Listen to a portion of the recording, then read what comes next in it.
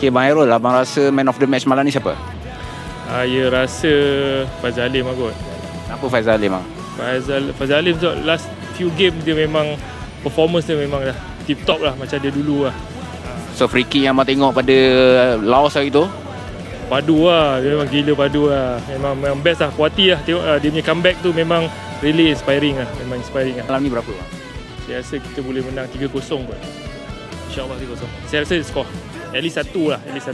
So, minit ke berapa abang boleh predict bang? Minit ke berapa first half kot. First half dia minit ke 40 macam tu kot.